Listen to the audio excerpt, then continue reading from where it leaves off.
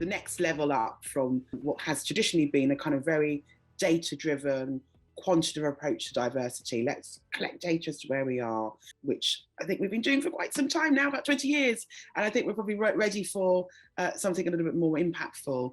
And inclusive leadership really does describe that. So not sort of perceiving diversity as this kind of tick box exercise, but actually quite integral to, you know, the business performance. And it's how leaders can get the best out of people to achieve that.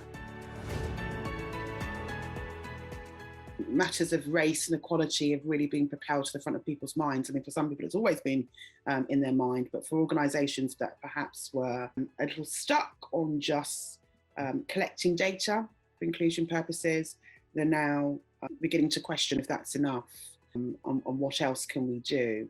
And so, yeah, it's opened the dialogue. It's, you know, we're having much more authentic conversations about the experience that people are having. Organisations are beginning to see that, you know, getting people through the door is a big component, but producing an environment where they can flourish and feel, you know, welcomed is equally, if not more important, because we're just seeing people sort of enter the space and then leave a couple of years later. So just in terms of retention, I also think the bizarre climate we're in of post-COVID has forced upon us all this hybrid working. Organisations that would have, you know, typically said, you know, we have to work in this particular way, we're forced to examine that, you know, and we're forced to look at other ways of working. And then as we return back to so-called normal, questions are being asked, well, why do I need to be back in the office? And so it's forcing leaders to have to dig deep into their own preferences, biases, opportunities to really engage, I guess, at a deeper level with staff.